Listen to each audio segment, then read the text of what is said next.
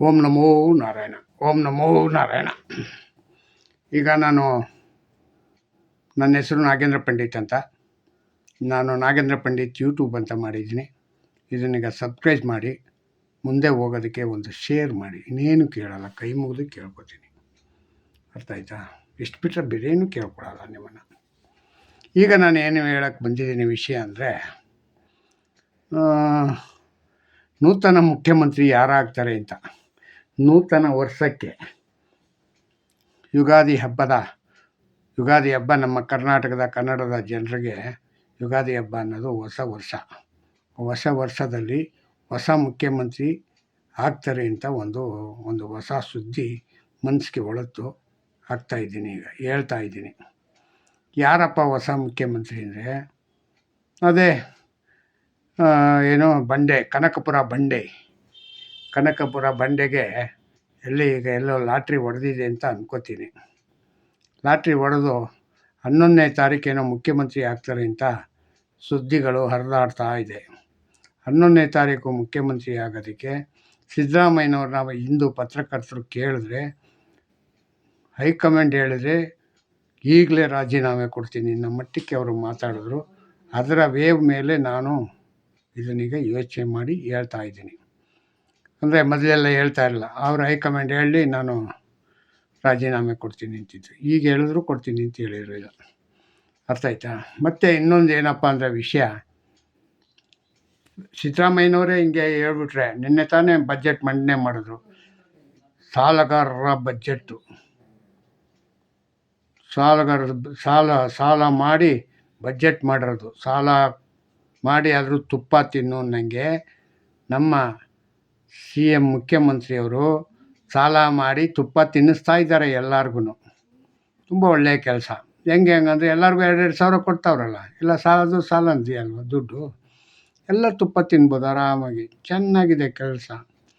ಮತ್ತು ಇನ್ನೊಂದೇನಪ್ಪ ಹಂಗಂತಂದರೆ, ನಮ್ಮ ನೂತನ ಮುಖ್ಯಮಂತ್ರಿ ನಾಳೆ ಡೆಲ್ಲಿಗೆ ಹೋಗ್ತಾ ಇದ್ದಾರಂತೆ. ಏನಕ್ಕೆ? ಆಹ್ವಾನ ಪತ್ರಿಕೆ ರೆಡಿ ಮಾಡಿಕೊಂಡು, ಮತ್ತು ಯಾರು ಸೋನಿಯಾ ಮೇಡಮು, ಮತ್ತು ರಾಹುಲ್ ಗಾಂಧಿ, ಮತ್ತು ಇವರು ಪ್ರಿಯಾಂಕಾ ವಾದ್ರಾ ಎಲ್ಲರಿಗೂ, ಮತ್ತು ಮಲ್ಲಿಕಾರ್ಜುನ್ ಖರ್ಗೆ, ಆಮೇಲೆ ಏನೋರು KC ವೇಣುಗೋಪಾಲು, ಮತ್ತು ಸುರ್ಜೇವಾಲಾ ಎಲ್ಲರಿಗೂ ಆಹ್ವಾನ ಪತ್ರಿಕೆ ಕೊಡೋದಕ್ಕೆ ದಿಲ್ಲಿಗೆ ಹೋಗ್ತಾ ಇದ್ದಾರೆ ಅಂತ ಒಂದು ಸುದ್ದಿ ಬಂತು. ಆ ಸುದ್ದಿನೀಗ ನಾನು ನಿಮಗೆ ಹೇಳೋಣ ಅಂತ ಹೇಳ್ತಾ ಇದ್ದೀನಿ. ಎಷ್ಟು ಮಟ್ಟಿಗೆ ಇದು ನಿಜನೋ ಎಷ್ಟು ಮಟ್ಟಿಗೆ ಸುಳ್ಳಾಗುತ್ತೋ ಗೊತ್ತಿಲ್ಲ. ಒಂದು ವೇಳೆ ಸುಳ್ಳಾದರೂ ಆಗ್ಬೋದು ಅಂತ ಇಟ್ಕೊಳ್ಳಿ. ಆದರೆ ನನ್ನನ್ನು ಮಾತ್ರ ಬೈಬೇಡಿ. ಯಾಕೆಂಗಂತಂದರೆ ನಾನು ಆಲ್ಮೋಸ್ಟ್ ಮುಖ್ಯಮಂತ್ರಿ ಆಗಲ್ಲ ಕಾಂಗ್ರೆಸ್ಸಿಂದ ಅಂತ ಹೇಳ್ಬಿಟ್ಟಿದ್ದೀನಿ. ಯಾರನ್ನ? DK ಶಿವಕುಮಾರ್ನ. ಹಿಂಗೆ ಒಂದು ವರ್ಷದಿಂದ ಹೇಳ್ಕೊಂಡು ಕರ್ಕೊಂಡು ಬಂದೆ. ಈಗ ನಾನೇ ಅವರೇ ಮುಖ್ಯಮಂತ್ರಿ ಅಂತ ಹೇಳಿದ್ರೆ 11ನೇ ತಾರೀಕು ಪ್ರಮಾಣ ವಚನ ಸ್ವೀಕಾರ ಮಾಡ್ತಾರೆ ಅಂತಂದರೆ ನಿಮಗೂ ಒಂಥರ ಆಶ್ಚರ್ಯ ಆಗಬಹುದು. ಆದರೆ ಆದರೂ ಆಗಲಿ ಅಂತಲೇ ಹೇಳ್ತಾ ಇದ್ದೀನಿ. ಆಶ್ಚರ್ಯವಾಗಲಿ ಅಂತಲೇ. ಆಶ್ಚರ್ಯಕರವಾಗಿ ಈ ಸುದ್ದಿ ಎಷ್ಟು ನಿಜ ಎಷ್ಟು ಸುಳ್ಳು ಅನ್ನೋದು ನೀರಿನ ಮೇಲೆ ಇರ್ತಕ್ಕಂಥ ಗುಳ್ಳೆ ಇದ್ದಂಗೆ. ಯಾವಾಗ ಬೇಕಾದ್ರೂ ಪಟ್ ಅಂತ ಹೊಡೆದೋಗ್ಬಿಡೋದು, ಸುದ್ದಿನೇ ಸುಳ್ಳಾಗ್ಬಿಡ್ಬೋದು. ಅರ್ಥ ಆಯ್ತಾ? ಹಿಂಗೆ ನಾನು ಏನು ಹೇಳಲಿ ಅಂತಲೇ ಏನು ಹೇಳಬೇಕು ಅಂತಲೇ ಗೊತ್ತಾಗಲ್ಲ ಒಂದೊಂದು ಸತಿಗೆ ನೆನೆಸ್ಕೊಂಡ್ರೆ. ಸಿದ್ದರಾಮಯ್ಯನವರಂತೂ ಅಯ್ಯೋ ಪಾಪ, ನೆನ್ನೆ ಎಲ್ಲ ಏನು ಹೇಳಿದ್ದು ಪಾಡಿದ್ದು ಅದೇನೋ ಕಿಸ್ಬಾಯಿ ಕೊಡಕ ಅಂತ ತೆಲುಗಲ್ಲಿ ಹೇಳ್ತಾರೆ, ಹಂಗಾಯಿತು. ರಾಜ್ಯಕ್ಕೆ ಯಾರು 17ನೇ ಬಜೆಟ್ ಮಂಡಿಸಿ ಅವರು ದಾಖಲೆ ಬರೆದಿದ್ದಾರೆ, ವಿಶ್ವ ದಾಖಲೆ ಅವ್ರಿಗೆ ಏನು ಕೊಡ್ಸೋಣ ಅಂತಂದರೆ, ಇವ್ರಿಗೆ ಹೇಳ್ಬಿಟ್ರು, ಟ್ರಂಪಿಗೆ ಸಿಕ್ಕೊಂಬಿಟ್ಟವ್ರೆ ನೋಬೆಲ್ ಪ್ರೈಸು. ಆ ನೋಬೆಲ್ ಪ್ರೈಸ್ನೀಗ ಸಿದ್ದರಾಮಯ್ಯನ ಕೊಡಿಸ್ಬಿಟ್ರೆ ಭಾಳ ಚೆನ್ನಾಗಿರುತ್ತೆ ಅಂತ. ಯಾಕೆ ಹೆಂಗಂತಂದರೆ, ಮುಖ್ಯಮಂತ್ರಿಯಾಗಿ ಹಿಂದೆನೂ ಎಲ್ಲ ಇವ್ರನ್ನೂ ಹಣಕಾಸು ಇದನ್ನೀಗ ನಿಭಾಯಿಸಿದ್ದಾರೆ. ಈಗ ರಾಮಕೃಷ್ಣ ಹೆಗಡೆ ಮಾಡಿದರು, ಬೊಮ್ಮಾಯಿ ಮಾಡಿದರು, ಇವರು ಯಾರು ನಮ್ಮ ಯಡಿಯೂರಪ್ಪ ಮಾಡಿದರು. ಎಲ್ಲರೂ ಸಹಜ ಮಾಡಿರ್ತಕ್ಕಂಥದ್ದು. ಆದರೆ ಯಾರು ಯಾವ್ಯಾವ ರೀತಿ ಯಾರಿಗೆ ಸಮಾಜಕ್ಕೆ ಏನೇನು ಕೊಡುಗೆ ಕೊಟ್ಟರು ಅಂತ ಮುಖ್ಯ. ಹೆಗ್ಡೆಯವರು ಫೈನಾನ್ಸ್ ಮಿನಿಸ್ಟರ್ ಆಗಿದ್ದಾಗ ಹೆಗ್ಡೆಯವರು ರಾಜ್ಯದ ದೇವರಾಜ ಅರಸು ಕಾಲದಲ್ಲಿ ಇರ್ತಕ್ಕಂಥ ಏನು ಬರ ಬರ ಅಂದರೆ ಬರ, ಊಟನೇ ಇಲ್ಲ ಅಂತ ಇಟ್ಕೊಳ್ಳಿ. ಅಂಥ ಒಂದು ಕಷ್ಟ ಸಂದಿಗ್ಧ ಪರಿಸ್ಥಿತಿನಲ್ಲಿ ಅವರು 2 ರೂಪಾಯಿಗೆ ಅಕ್ಕಿ ಕೊಟ್ಟರು. ಅವರು ಆವತ್ತೇ 83ರಲ್ಲೇನು 2 ರೂಪಾಯಿಗೆ ಅಕ್ಕಿ ಕೊಟ್ಟು ಜನರನ್ನೆಲ್ಲ, ಬಡ ಜನರನ್ನೆಲ್ಲನ ಇದು ಮಾಡಿದ್ರು. ಆಮೇಲೆ ಕುಡಿಯೋಕ್ಕೆ ನೀರು ಇರಲಿಲ್ಲ ನಮಗೆ.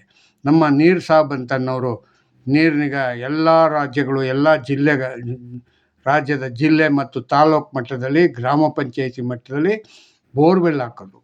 ಇದು ಒಂದು ದೊಡ್ಡ ಯೋಜನೆ. ಯಾರ್ದು? ರಾಮಕೃಷ್ಣ ಹೆಗಡೆಯವರು ಫೈನಾನ್ಸ್ ಮಿನಿಸ್ಟರ್ ಆಗಿದ್ದಾಗ.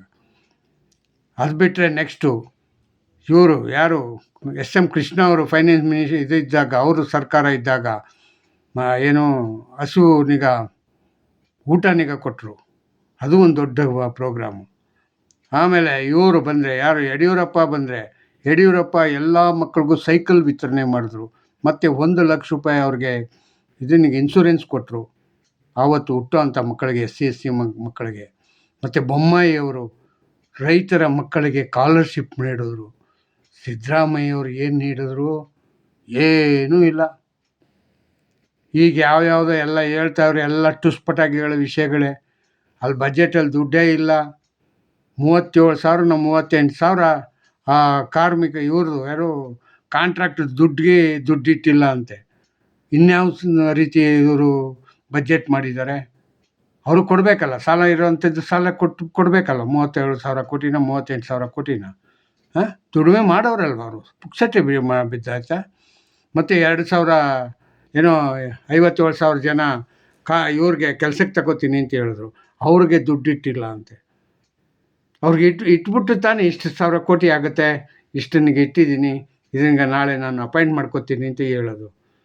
ಇನ್ನೇನು ರೀ ಇವರು? ನನಗೆ ಜನರಲ್ ಮ್ಯಾನ್ ನಾನು, ಯಾವ ಪತ್ರಕರ್ತನೂ ಅಲ್ಲ, ಏನೂ ಅಲ್ಲ. ಯಾವ ಪತ್ರಕರ್ತರು ಕೂಡ ಇದನ್ನೀಗ ವಿಶ್ಲೇಷಣೆ ಮಾಡಿ ಇಂಥದ್ದನ್ನೆಲ್ಲ ಆಲೋಚನೆ ಮಾಡಿ ಹೇಳ್ತಾನೇ ಇಲ್ಲ. ಒಬ್ಬರು ಹೇಳ್ತಾ ಇಲ್ಲ. ಎಲ್ಲ BJP ನಾಯಕರು ಹೇಳಿದ್ದನ್ನೇ ಕಾಪಿನಿಗ ಅದನ್ನೇ ಬೇಕಾದ್ರೆ ತಿರುಗಿಸ್ತಾರೆ. ಇಲ್ಲ ನೀವು ಹಿಂಗೆ ಮಾಡಿದ್ರು ಅಂತ.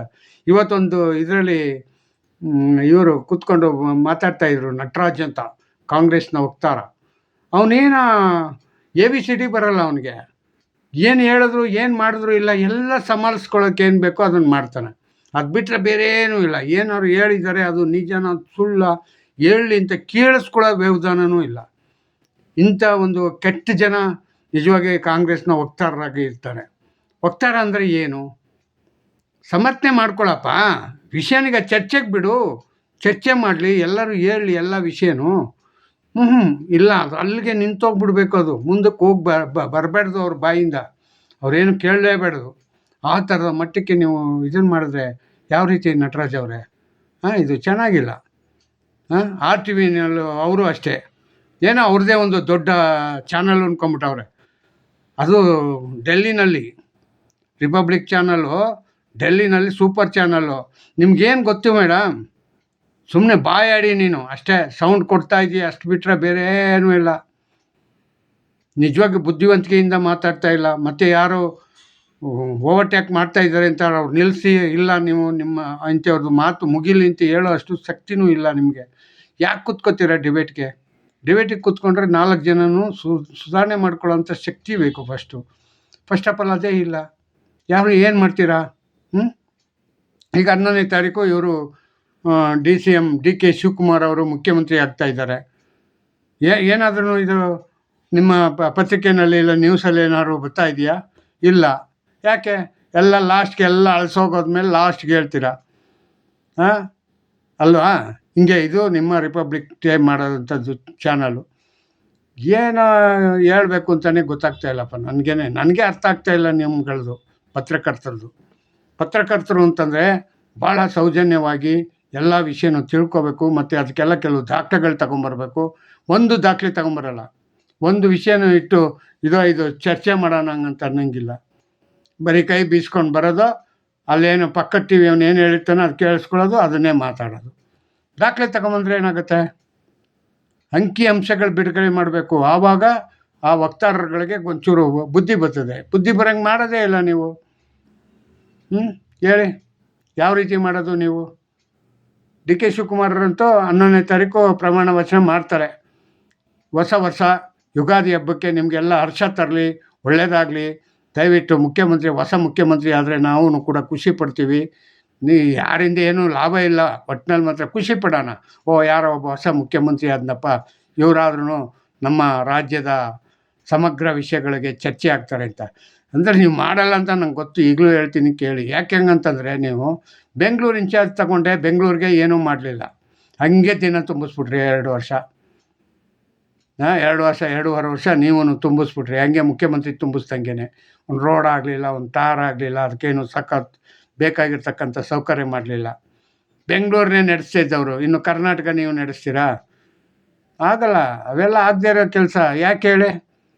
ಅದಕ್ಕೆಲ್ಲ ಬುದ್ಧಿ, ನಾಲೆಡ್ಜ್ ಬೇಕು, ಜಾಣ್ಮೆ ಬೇಕು. ಎಲ್ಲರ ಹತ್ರನೂ ಕೆಲಸ ತಗೋಬೇಕಾದ್ರೆ ತುಂಬ ಜಾಣ್ಮೆಯಿಂದ ಎಲ್ಲ ಜಿಲ್ಲಾ ಕೇಂದ್ರಗಳಿಂದ ನಾವು ಪರಿಶೀಲನೆ ಮಾಡಿಕೊಂಡು ಕೆಲಸ ತಗೋತಾ ಇರಬೇಕು. ಆವಾಗ ಅದು ಕೆಲಸ ಆಗುತ್ತೆ, ಆವಾಗ ಅದು ಅನುಕೂಲಕ್ಕೆ ಬರುತ್ತೆ, ಜನರಿಗೆ ಏನಾದ್ರು ಒಂದು ಕೆಲಸ ಆಗಿ ಮುಟ್ಟುತ್ತೆ. ಮತ್ತು 11ನೇ ತಾರೀಕು ಪ್ರಮಾಣ ವಚನ ಮಾಡಿದ್ರೆ ನಿಮಗೆ ಕಂಗ್ರ್ಯಾಚುಲೇಷನ್ ಹೇಳ್ತೀನಿ ಡಿ ಕೆ ಶಿವಕುಮಾರ್ ಅವರೇ. ಜೈ ಹಿಂದ್, ಜೈ ಕರ್ನಾಟಕ ಮಾತೆ. ಓಂ ನಮೋ ನಾರಾಯಣ, ಓಂ ನಮೋ ನಾರಾಯಣ.